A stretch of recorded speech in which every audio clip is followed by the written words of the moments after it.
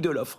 Et c'est une politique, donc, c'est une politique industrielle qu'il faut. Voilà, c'est-à-dire qu'il faut avoir une politique industrielle intelligente. Donc c'est ça qui est très intéressant, c'est que, on en parlait avec Emmanuel tout à l'heure, c'est-à-dire que la lutte contre l'inflation, ça va être plusieurs outils. Ça va être évidemment les outils traditionnels, ça va être des restrictions budgétaires, mais au sens de dire il faut cibler les aides aux ménages, et puis c'est une politique budgétaire, mais où on réduit les dépenses récurrentes et on va vers du côté de l'offre. On fait une vraie politique d'investissement dans la croissance et dans la transition énergétique. Voilà, pour justement eh bien, éliminer ces goulets d'étranglement. Et c'est ce mélange-là qui est la nouveauté. Vous voyez, et c'est ça.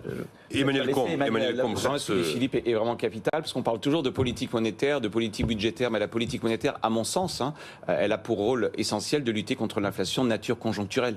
Là, on est sur une inflation, à mon sens, et je le dis depuis 2 ans, qui est structurelle. Je pense qu'on va vers un monde de 3%, 4% d'inflation. Alors certes, la politique monétaire peut contribuer à ancrer les anticipations d'inflation, mais vous ne luttez pas contre une inflation à 4% par la politique monétaire. Vous luttez, en effet, paradoxalement, par une politique de la concurrence. Je prêche un peu pour ma paroisse. C'était l'élément que n'avait pas cité Philippe. Et secondement, par une absolument. politique industrielle. C'est paradoxal de dire, en fait, on lutte contre l'inflation. Pourquoi ? Parce que la cause principale de l'inflation, et je l'ai dit déjà il y a 2 ans, c'est une inflation qui est liée au climat. On connaît les 3 grandes causes de hausse des prix pour le climat. D'abord, comme il y a un réchauffement climatique, il y a des événements extrêmes de plus en plus nombreux. Ça coûte cher en police d'assurance. Et puis même en productivité, quand il y a une mauvaise récolte. Donc c'est une inflation, on dirait, liée au réchauffement climatique.